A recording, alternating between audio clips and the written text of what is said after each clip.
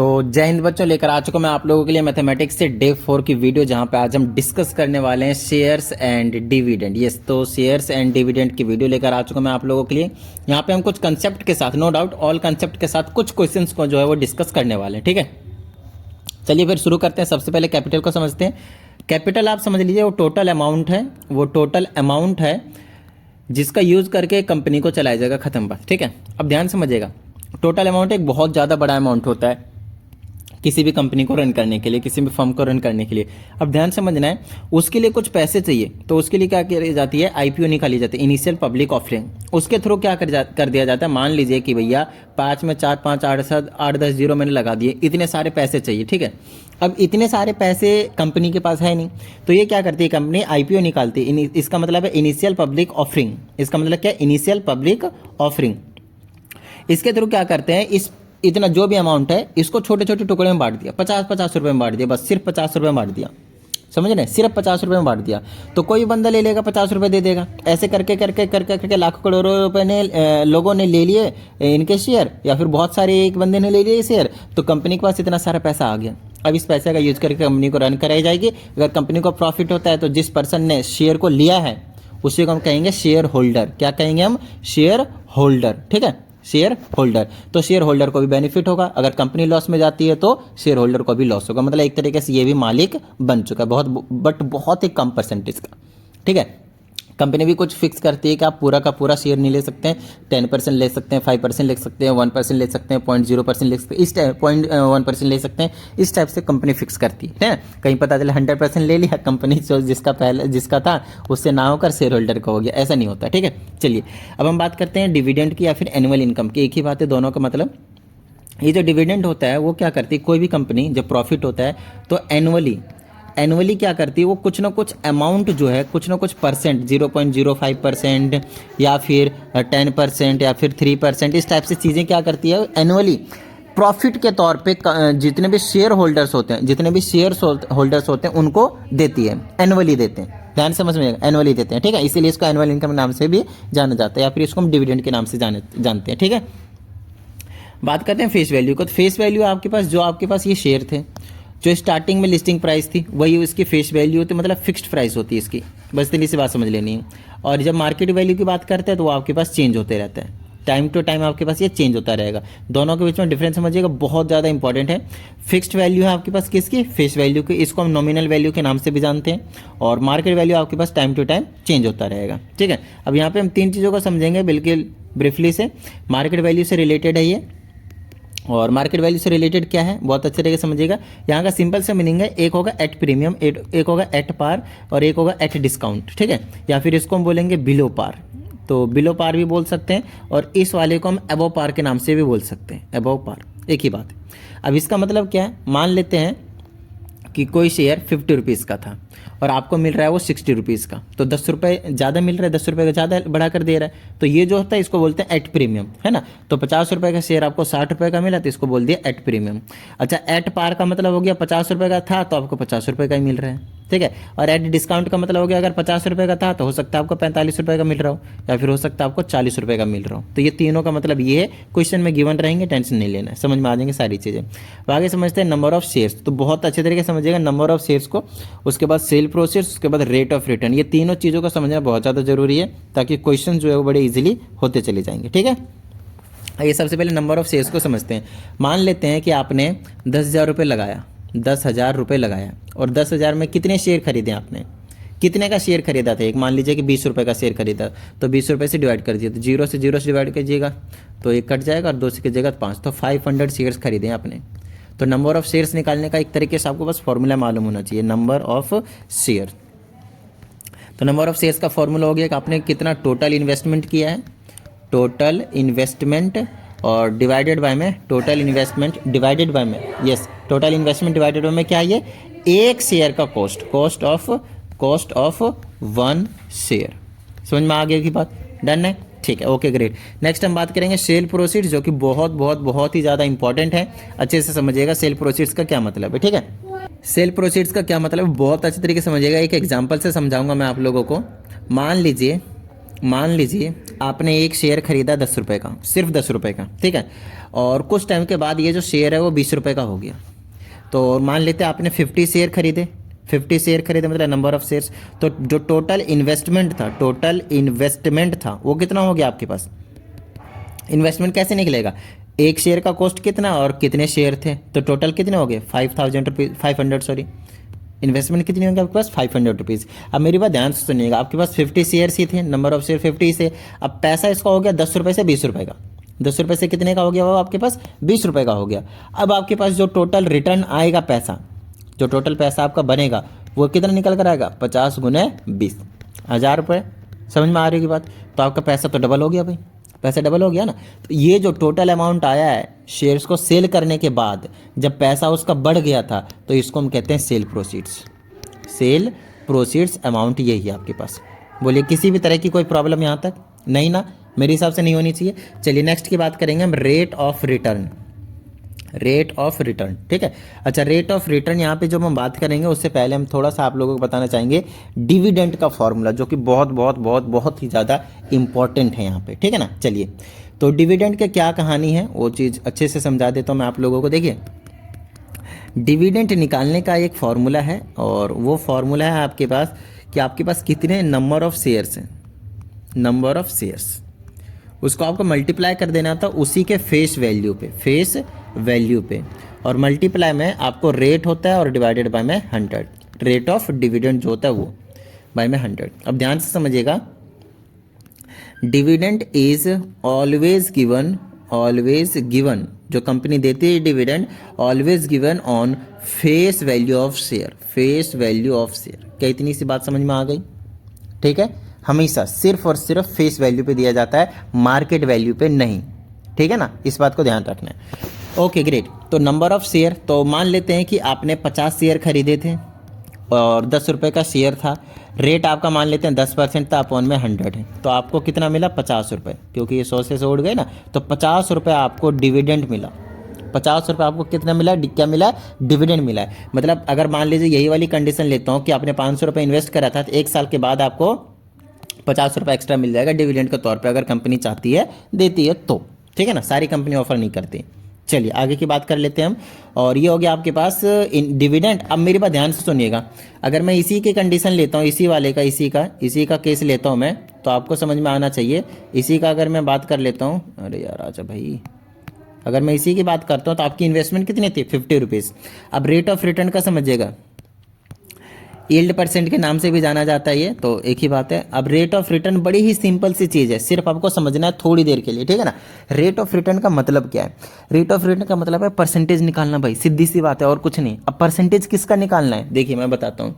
Rate of return मतलब आपको return कितना मिला, एक तरीके से एनुअल इनकम आई कितनी आपकी, डिविडेंड कितनी आपकी, तो इसका फॉर्मूला हो जाता है आपके पास डिविडेंड कितना मिला है और आपने कितना इन्वेस्टमेंट किया हुआ था, इन्वेस्टमेंट मल्टीप्लाई में 100%, खत्म बात, बस और कुछ नहीं, सिर्फ इतना ही, ठीक है। तो डिविडेंड अभी आपने देखा होगा ऊपर वाले के केस में, है ना, 10 रुपये वाला शेयर हमने 50 लिए थे, समझ में आ रही बात, तो 50 हो गया, डिविडेंड कितना निकला, अभी 50 तो निकला ना, ये देखिए 50 ही निकला। ओके, नीचे इन्वेस्टमेंट कितना करा था हमने, टोटल 500 करा था, मल्टीप्लाई बाय में 100, और ये आ गया हमारे पास परसेंट, तो ये 0 से 0 कट गया और 5 से इसको काट देंगे तो 10, तो 10% का रिटर्न आपको निकल कर आ गया, खत्म बात। तो इस तरह से आप रेट ऑफ रिटर्न जो है वो निकाल सकते हैं। समझ में आ गई बात, डन है।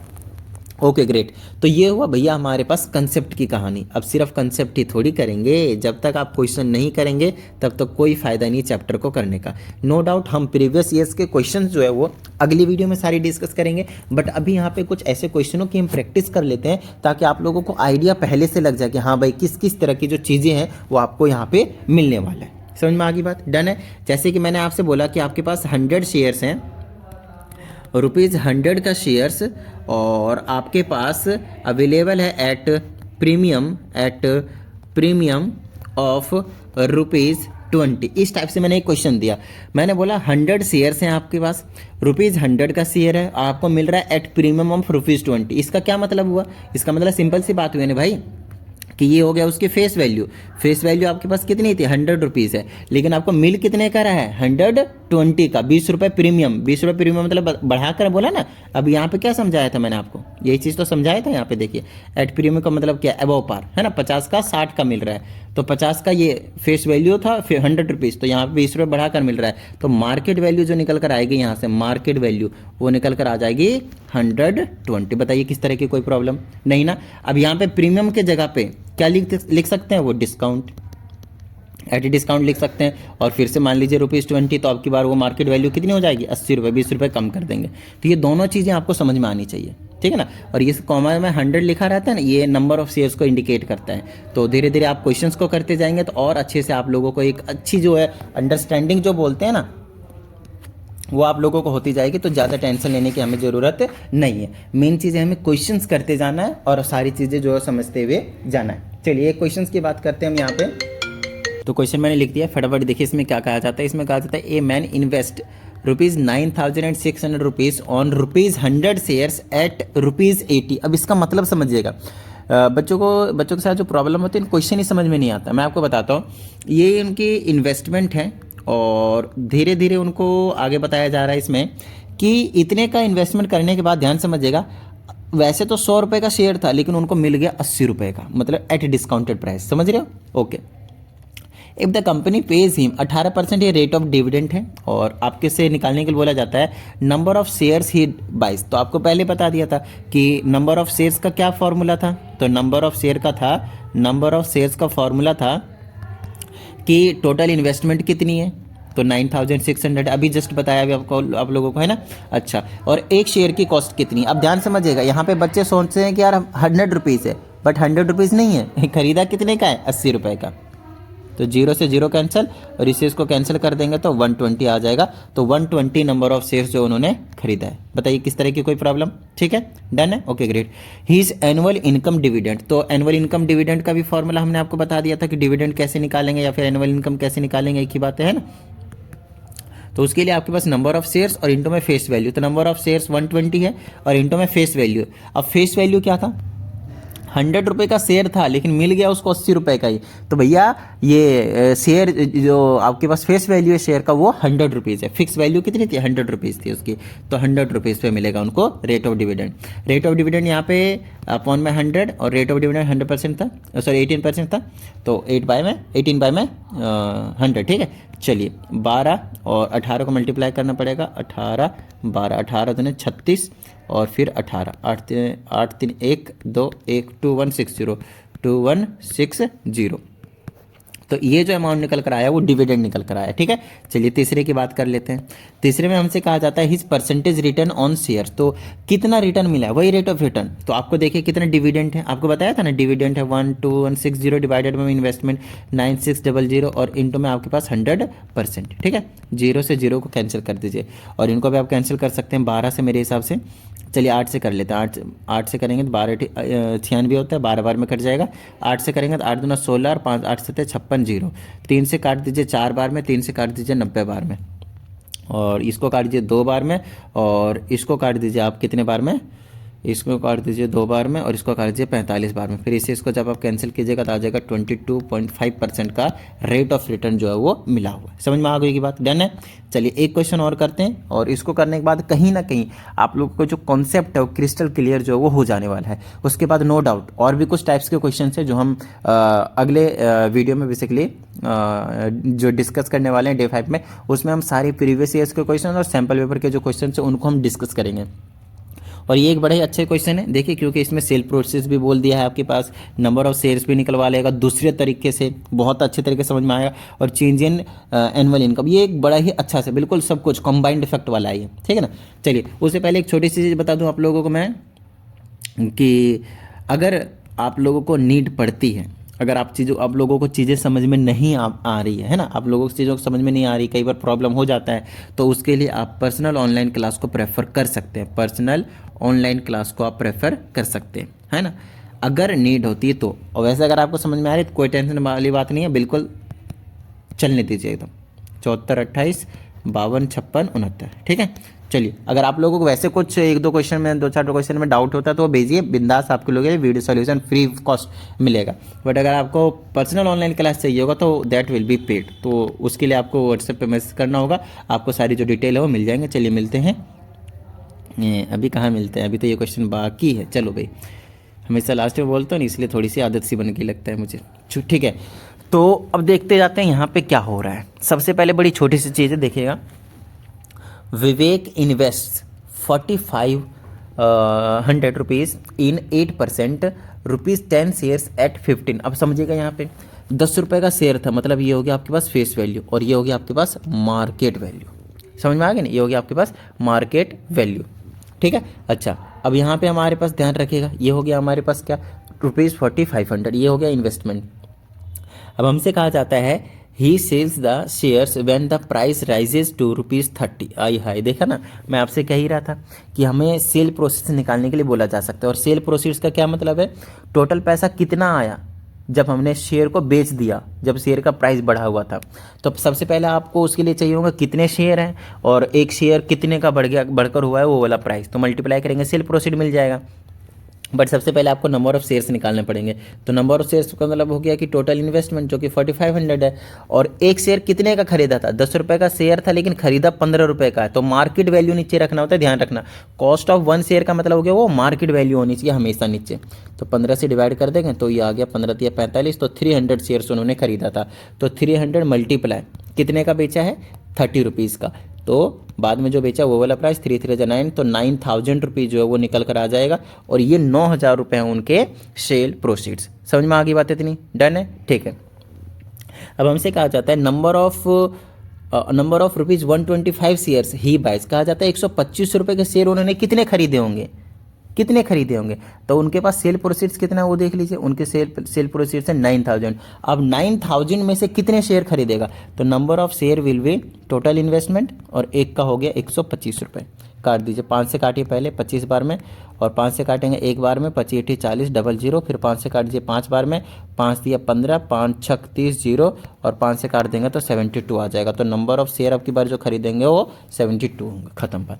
नेक्स्ट है change in his annual income. अब एनुअल इनकम में चेंज निकालना है, तो पहले कितना डिविडेंड मिल रहा था और अब कितना डिविडेंड मिल रहा है, उन पे बात करेंगे, ठीक है ना। पहले कितना डिविडेंड मिल रहा था और अब कितना डिविडेंड मिल रहा है, इन दोनों का चेंज निकाल देना है और कुछ नहीं, ठीक है ना। तो चेंज निकालते हैं, देखते हैं। सबसे पहले वाले केस में चेंज निकालते हैं, पहले हम D1 निकालते हैं, डिविडेंड इन केस 1। तो डिविडेंड केस 1 निकालेंगे तो नंबर ऑफ शेयर्स कितने थे, उस केस में 300 थे, याद आया। अच्छा, फेस वैल्यू कितनी थी, 10 रुपये का शेयर था, 15 का मार्केट वैल्यू है, 10 रुपये का शेयर था। और रेट ऑफ डिविडेंड कितना है, रेट ऑफ डिविडेंड आपके पास, अब ये तो 12% है लेकिन पहले वाले केस में 8%, यही तीन चीज़ चाहिए था हमें, तो D1 निकल जाएगा। तो 300 शेयर, एक का 10 रुपये और रेट परसेंट था 8/100, तो ये हो गया आपके पास 2 0 उड़ा दीजिए, 8 24 240 रुपये, तो ये हो गया 240 रुपीज़ डिविडेंड नंबर 1। अब निकालिए डिविडेंड नंबर 2, मतलब सेकंड एनुअल इनकम कितनी होगी जब ये वाले शेयर खरीद लिए हैं। अब शेयर कितने खरीदे हैं, 72, और इनकी फेस वैल्यू कितनी थी, अब इनकी फेस वैल्यू कितनी थी, ₹100 शेयर्स 125 का खरीदा है, देख लीजिए। अब इन्होंने बोला है invest the sale proceeds in ₹100 shares at ₹125, calculate, ठीक है ना। तो 100 रुपये का शेयर था, 125 का खरीदा था, तो 100 रुपये उसकी फेस वैल्यू हो गई। तो 100 रुपीज़ इंटू कर देंगे और मल्टीप्लाई में रेट कितना है हमारे पास, यहाँ पे रेट देख लेते हैं, दूसरे के केस में कितना है 12%, तो 12/100 दिया जाएगा, 12/100, 100 से 100 को उड़ा दीजिए और 72 और 12 को मल्टीप्लाई कर दीजिए, ठीक है। तो मल्टीप्लाई कर लेते हैं हम यहाँ पे, 72 दूने 144 और ये आ गया 72, 4 दूने 6 4 8, 864। तो D2 आ गया हमारे पास 864 रुपीज़, ठीक है। अब हमें change in his annual income निकालना है, चेंज, तो उसके लिए क्या होगा, बड़े में से छोटे को माइनस कर दीजिए, तो आ जाएगा 864 में से माइनस कर दीजिए 240 रुपीज़, तो बस यहाँ पे माइनस कीजिए और आंसर ले जाइए। तो 4 यहाँ पे 4 ही बचेगा, 6 में 4 जगह 2 और ये 624 रुपये, एंड दैट्स योर आंसर। तो उम्मीद करता हूँ सभी को समझ में आया होगा और सारी चीज़ें मैंने आप लोगों को यहाँ पे करा दिया है। अब प्रीवियस ईयर्स के क्वेश्चंस और साथ ही सैम्पल पेपर के क्वेश्चंस को हम डिस्कस कर लेंगे अगली वीडियो में। तो चलिए, उम्मीद करता हूँ सभी को समझ में आ गया होगा, और ऐसा है तो फटाफट वीडियो को लाइक कर दीजिए। साथ ही अगर पे इस चैनल पर एक नई स्टूडेंट है तो चैनल को सब्सक्राइब करके बेल आइकन को जरूर प्रेस कीजिएगा। चलिए मिलते हैं अगली वीडियो में, प्रैक्टिस करते रहिएगा। जय हिंद।